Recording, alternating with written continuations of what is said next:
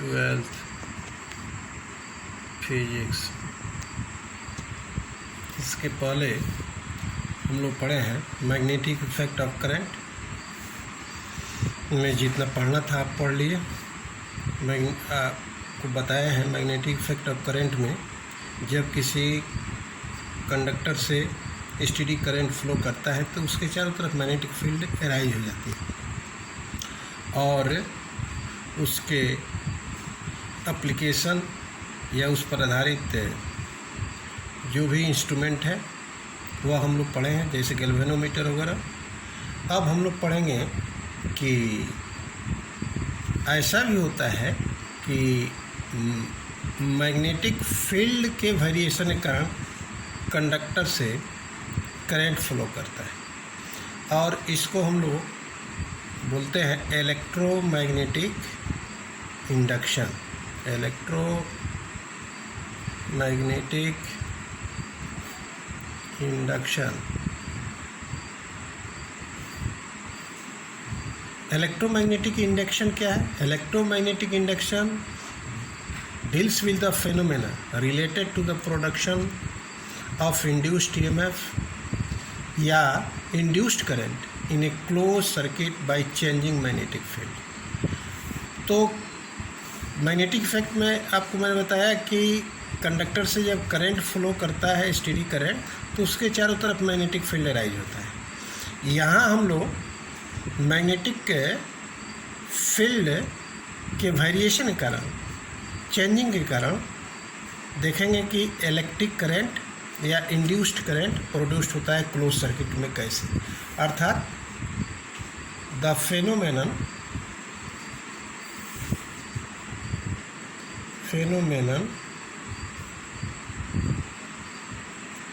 of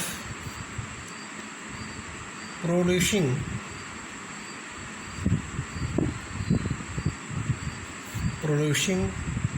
induced EMF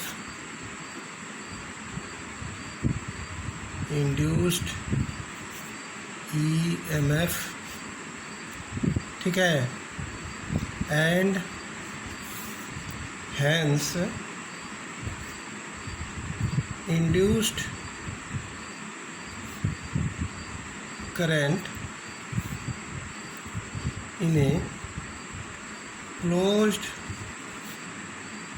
circuit due to the change in magnetic field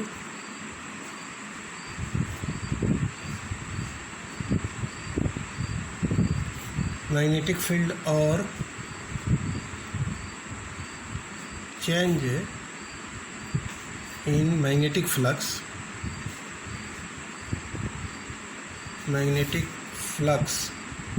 जैसे electric flux पढ़े हैं वैसे ही magnetic flux भी है, बताएंगे। Magnetic flux linked with the closed circuit is known as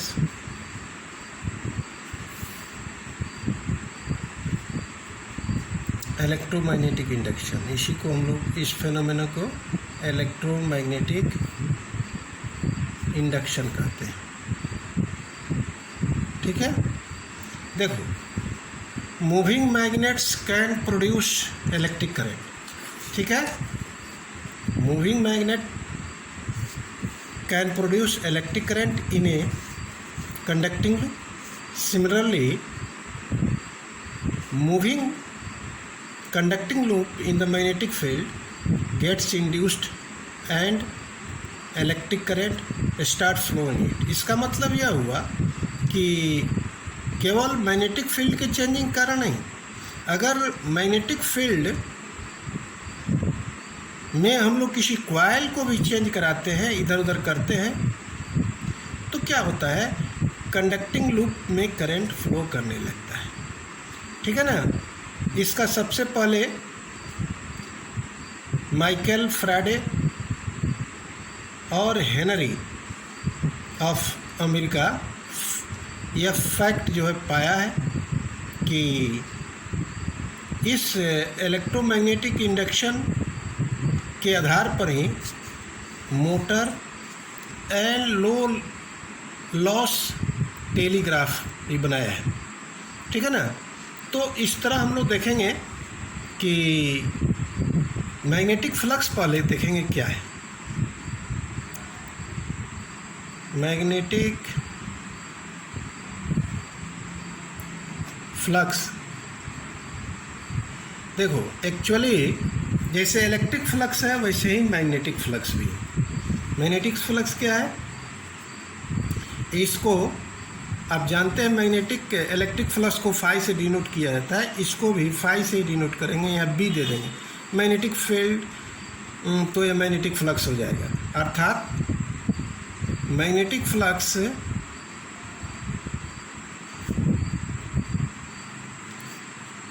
through any surface is defined as the total numbers of magnetic lines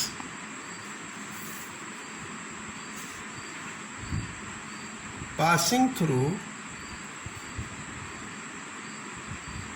that surface, passing through that surface। जैसे electric flux को हम लोग define करते हैं, electric flux में क्या होता है कि through any surface as the total number of electric lines forces passing through that surface. उसी प्रकार मैग्नेटिक फ्लक्स भी through any surface as the total number of lines, magnetic lines passing through that surface। अगर मान लो यहाँ कोई हम लोग surface लेते हैं, ठीक है, और स्मॉल सरफेस है जिसका एरिया मान लो सपोज करो यह सरफेस है, इसका एरिया हम लोग ए मानते हैं, तो इससे होकर बहुत से मैग्नेटिक लाइंस ऑफ फोर्सेस पास करेगा।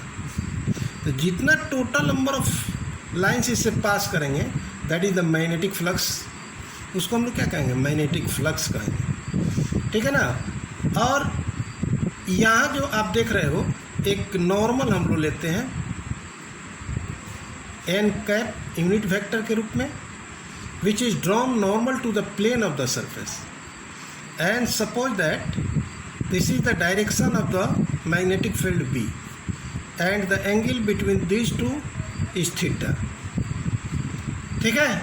then phi b अर्थात मैग्नेटिक फ्लक्स b बराबर हम लिख सकते हैं b डॉट a, अर्थात magnetic field strength scalar product of magnetic field strength and the area of the surface.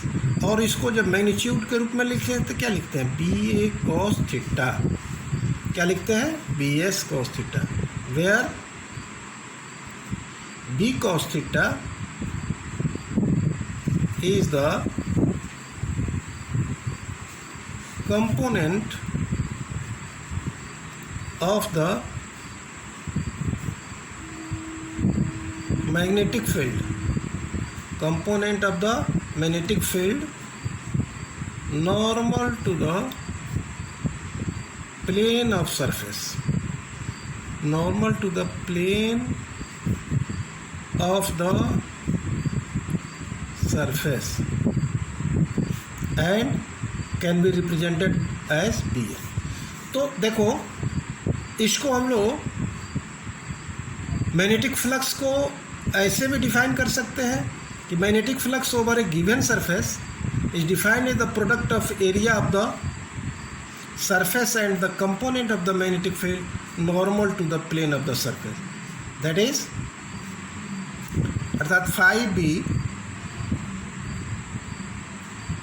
बराबर B A normal component into area, where it means hence magnetic flux over a given surface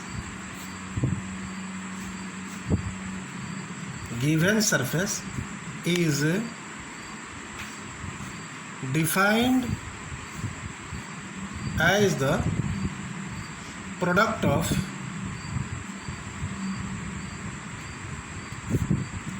the area of the surface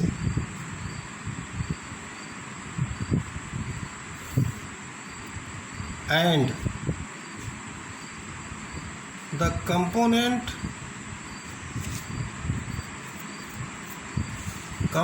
of the magnetic flux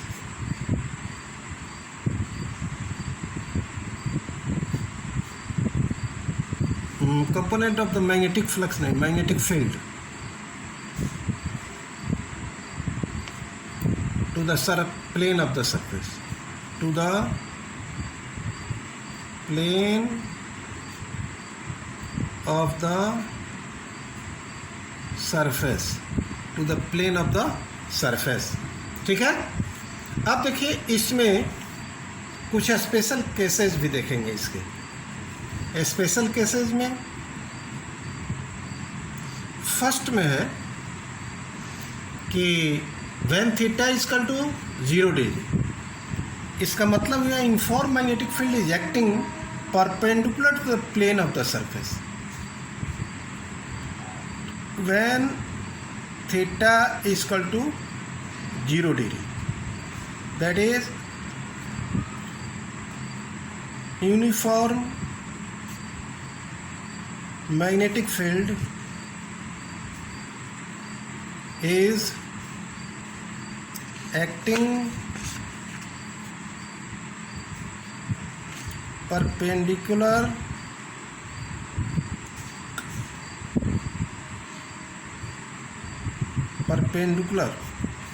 ऐसे लिख देते हैं, perpendicular to the plane of the surface। देखिए perpendicular of the plane of the surface कैसे होगा, इसको आप figure से भी समझ सकते हो। जैसे मान लो ये किसी सरफेस का प्लेन है, सपोज करो,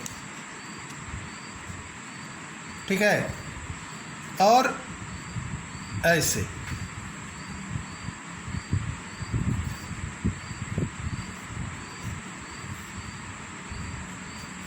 मैग्नेटिक फील्ड का डायरेक्शन ऐसे है।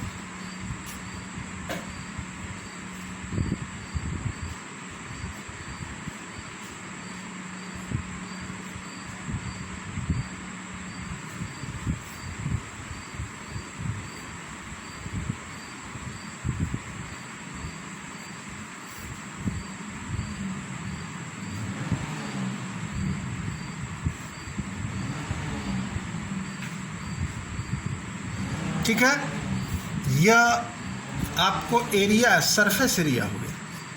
मान लो सरफेस एरिया हम लोग इसका ए मानते हैं, डेल्टा है वेक्टर, ठीक है ना।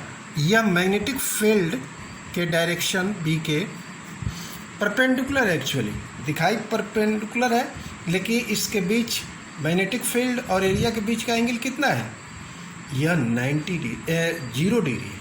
इसलिए मैग्नेटिक फ्लक्स फाई बी बराबर कितना होगा, B A cos 0 degree cos 0 1 अर्थात बी ए हो जाएगा। इस समय क्या होगा, मैग्नेटिक फ्लक्स का वैल्यू मैक्सिमम होगा। इसका मतलब हुआ कि magnetic flux through a given surface is maximum when the magnetic field is acting perpendicular the plane of the surface. दूसरा है when theta is equal to 90 degree. तो इसका मतलब यह हुआ कि uniform magnetic field is along the plane of the surface. Plane of the surface मतलब phi B A cos 90 degree. Cos 90 कितना होता है, 0 होता है।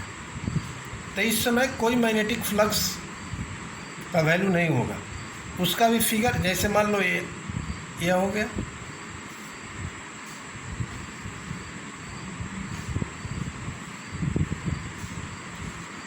प्लेन ऑफ द सरफेस है। ऐसे है magnetic flux, magnetic lines of forces.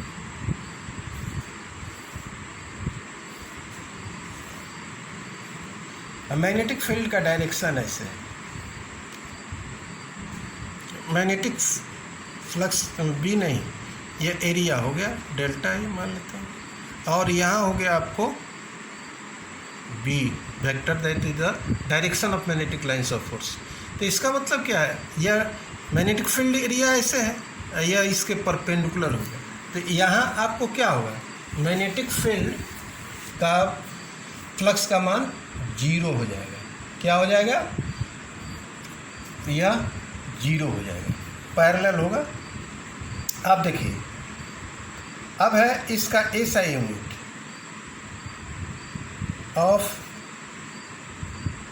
Magnetic flux. SI unit जो होगा वह होता है मैग्नेटिक फ्लक्स का वेबर,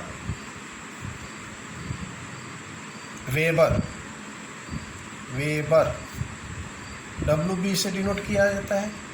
1 वेबर बराबर होता है 1 टेस्ला मीटर स्क्वायर। इन सीरियस इसका यूनिट होगा मैग्नेटिक फ्लक्स का, यूनिट ऑफ मैग्नेटिक फ्लक्स वह कितना होगा, वह होता है आपको मैक्सवेल। वह क्या होता है, मैक्सवेल। और एक बात ध्यान रहे कि 1 मैक्सवेल बराबर होता है आपको 10⁻⁸ वेबर के।